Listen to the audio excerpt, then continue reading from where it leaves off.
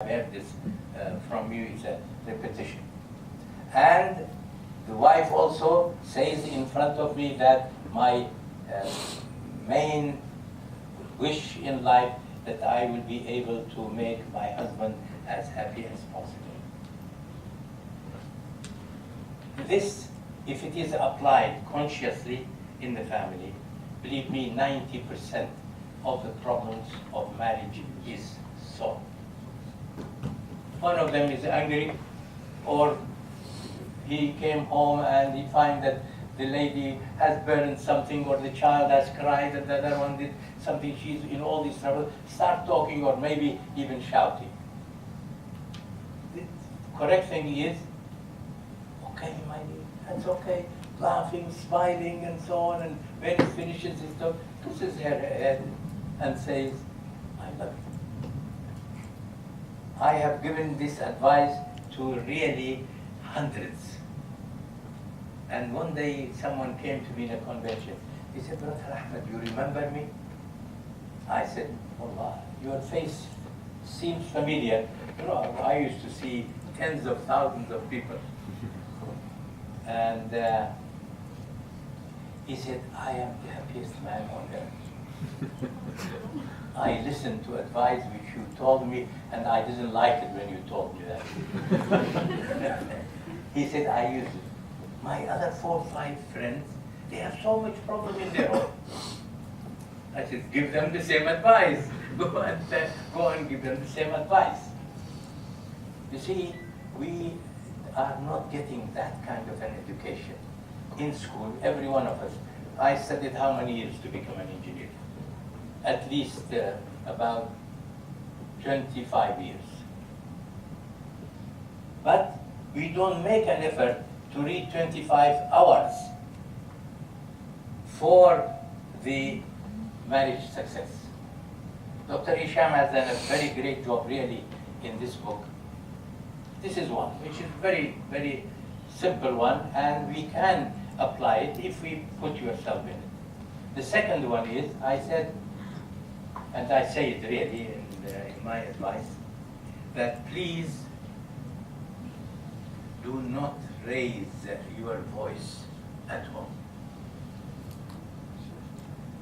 When I was a student in Cornwall, I was living with a family of 2 ladies, one of them 45, one of them 55 years old.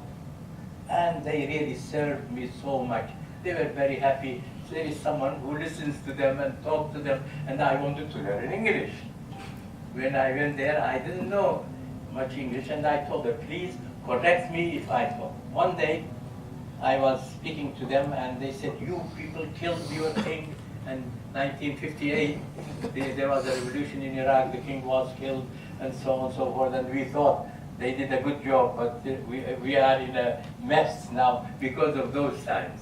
Anyway, and I spoke and raised my voice, and she was looking at me, the elder one, and she said, Ahmed, you don't have to shout.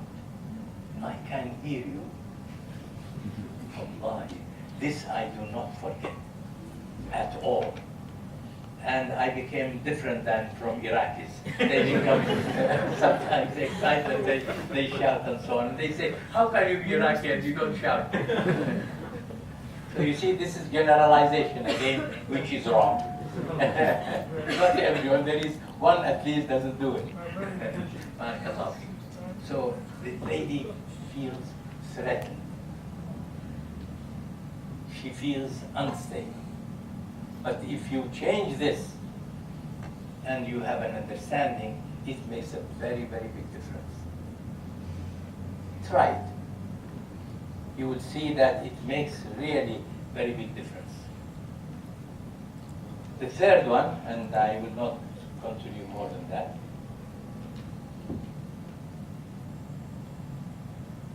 when someone goes and asks for the daughter of someone for marriage,